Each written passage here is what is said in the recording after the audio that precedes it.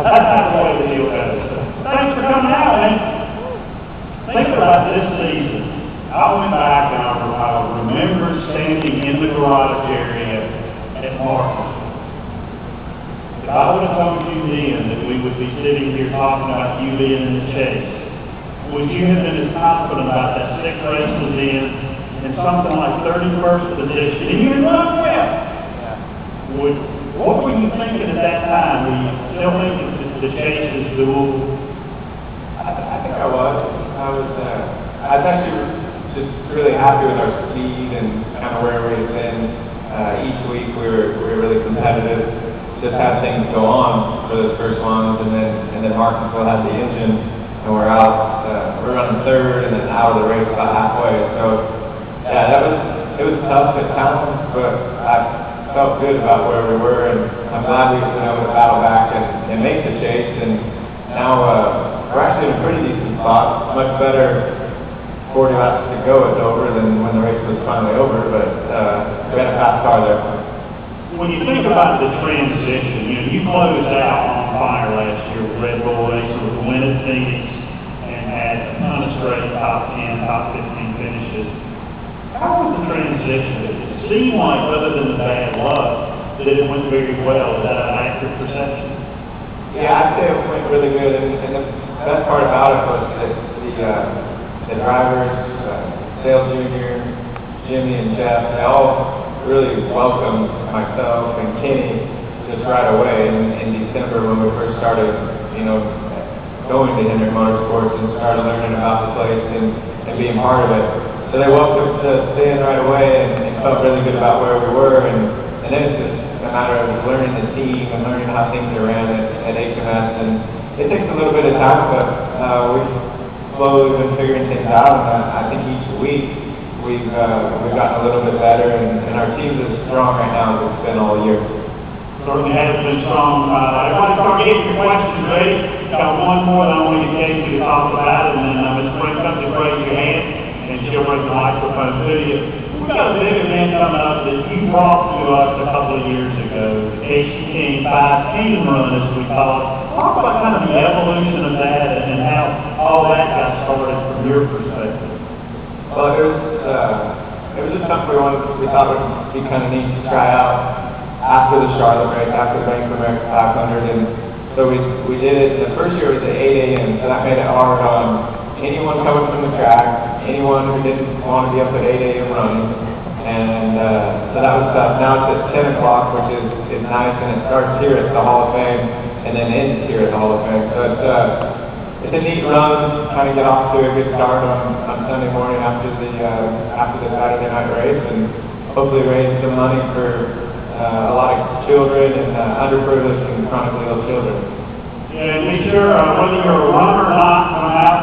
Kasey said it starts at 10 o'clock here on the day after the Bank of America 500 and ends here as well. And the proceeds go to help those underprivileged children in various capacities, including to be able to come to the Nascar Hall of Fame where they otherwise wouldn't have been able to. So, for those of you who've been to some of our other driver chats, each one of the drivers has different charities that focus on helping so many different folks in the community. Who has questions for Kasey King? I know we don't have a shy crowd. Gotta be at least a couple. Keep on quiet.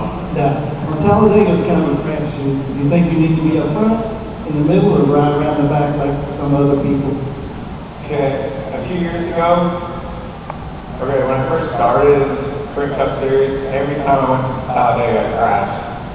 So, and then I started going to the back, and I crashed. So then I was just kind of going everywhere, and I crashed. So, the last few years, I just tried to stay in the front and race as hard as I could all day long, and I definitely had the best finishes that I've had at Talladega since I did that. So that's my plan. I haven't talked to Kenny yet and heard what he wants to do, but usually he's on the same page. He hates just sitting in the back and waiting until the last 5 laps, 10 laps. How do you expect the drafting to be, since the tandem drafting has not been completely eliminated, but for the most part with the change in the rules? How do you expect the drafting to be? I would say it'll be, pretty similar. A pretty big draft, pretty big pack of cars. You'll have a couple guys, Kansas and Biffle, the last few races, they've really been able to push each other better than anyone else. So everybody's trying to, catch up to that and get better there. But yeah, you're going to, late in the race, it's going to be, try to get hooked up with another car and push as hard as you can and see water coming out of the overflow and all the engines will be overheating and everybody's trying to get there the quickest. What is the point? This is one of the things that tends to come up every late race. What is the point? How many laps at the end of the race can you just lock down and you just say, the heck with it, I'm not going to worry about how much water is in it? Is it lap and a half, 2 laps? Well, the water will come out pretty quick, but it's how long. Once the water goes out, then it just starts, tying the engine up, melting it together, and some guys don't worry as much about melting their engine as others. So I don't really know what that number is, but I haven't done it yet. I've ended with water squirting out of the car for like the last lap, and that was perfectly fine. But other guys have done it, way further than that. So I think it's just how far you want to take it. Should be an interesting race. Other questions that folks have, one here and then one at the front. Yeah, what's your 5K down right now, and what do I get if I beat you? Man, I don't know. Last week I did one. I've been working a little bit harder this year. I did a first triathlon with Jimmy. We went down to Charleston and did that. So I've been running a little bit, but it was. Last week I did it at 19:15, and I felt pretty good about it.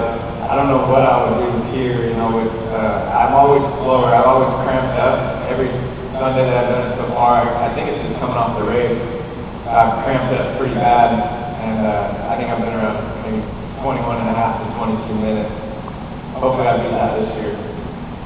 Can you beat that? Where you at? Where you at? All right, that's really good.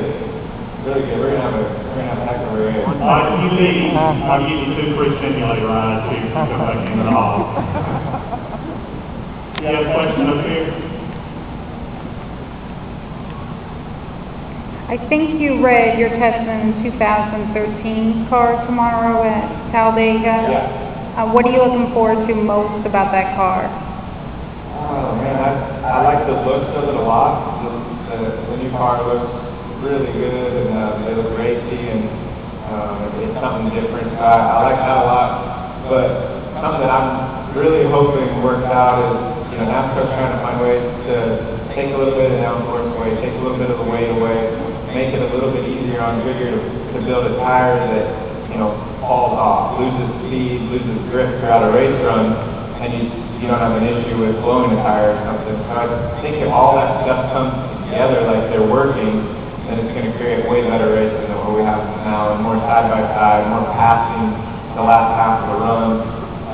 So I look forward to the racing over everything, and I know that's what NASCAR and everybody's trying to make better. I should know the answer to this. I don't think Chevrolet has formally unveiled their car yet. Is there a schedule that you've heard that or time frame? I don't know where you're I can get back to you. I think it's maybe in January, but I'm not positive on that. Okay. Other questions for Kasey? Another one over here.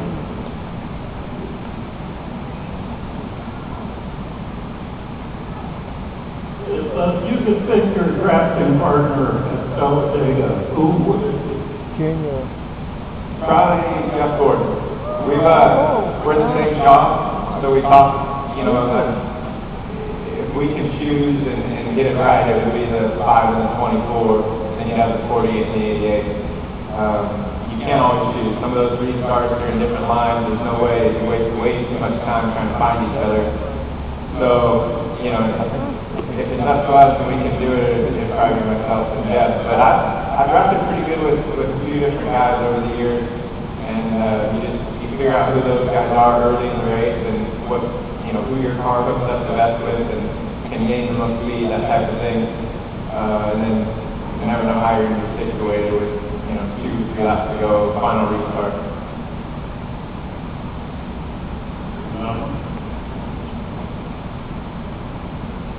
Kasey, carrying that one step further, would you rather be the pusher or the pushee on the last lap at Talladega?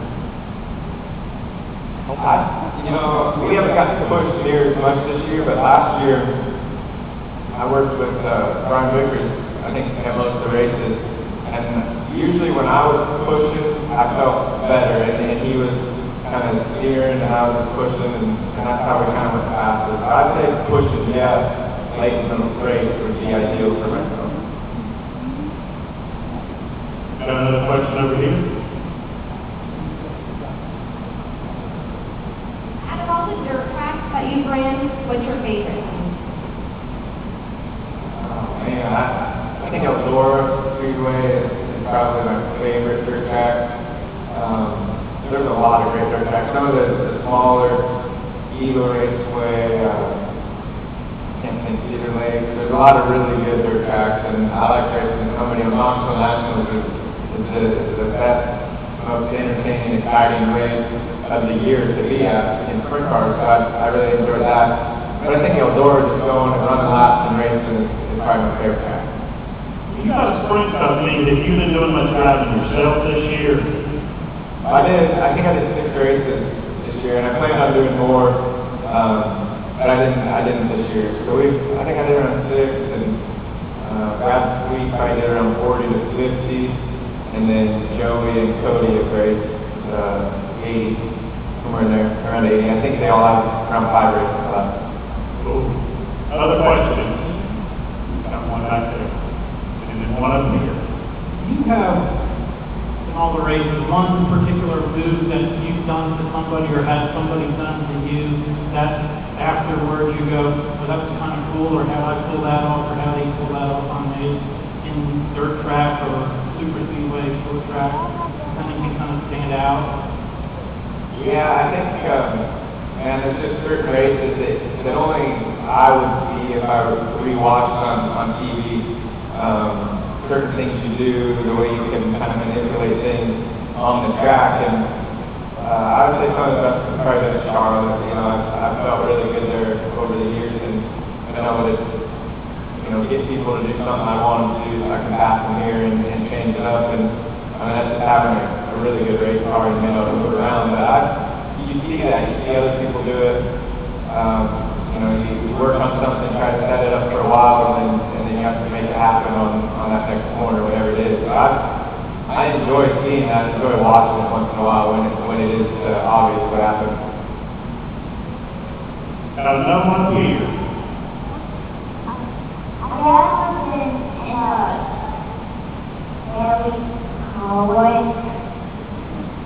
I've been in a scary car wreck. I've been in a wreck. I don't know.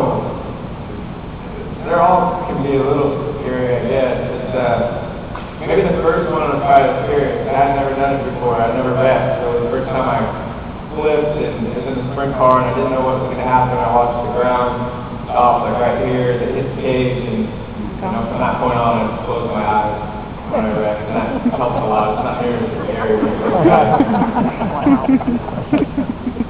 Got another one back there. Watching going back there give you a little bit of a teaser that the exhibit that will be here in the Great Hall might have something to do with Scary Race that's going to be unveiled October the 11th. So pay attention to our website, and information will be coming out soon on that. I just want to ask about some straight line racing. I know you get a lot of questions on the dirt track, but what's the best time you lay down on the straight track? Yeah, I don't remember time. I've done it a couple of times, and I enjoyed it because it's actually really difficult to get the jump and get through the gears and all that stuff. But I don't remember what time was. It's been a little while. Okay, got time for one more question. If somebody has a final question. Okay, up front.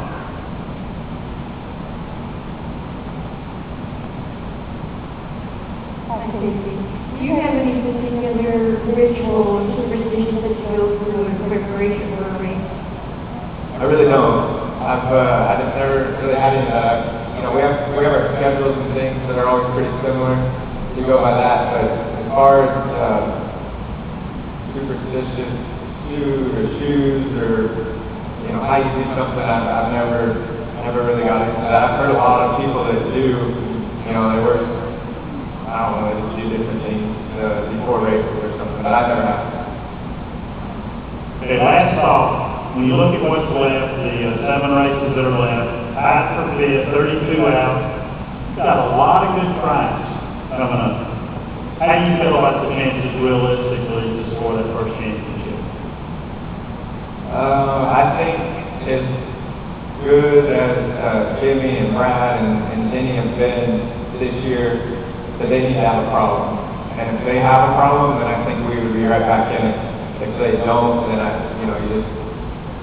they run in the top 5 every race. So it's hard to make up those points when it's 1 point per spot. But I don't see how everybody makes it through 10 races without having a problem. And hopefully Dover having to pit twice with 40 to go was our bad luck of the chase, and we can gain a lot of those points back that we lost. Well, Kasey, thank you much for coming out. Wish you all the best. Thank you, guys. We got our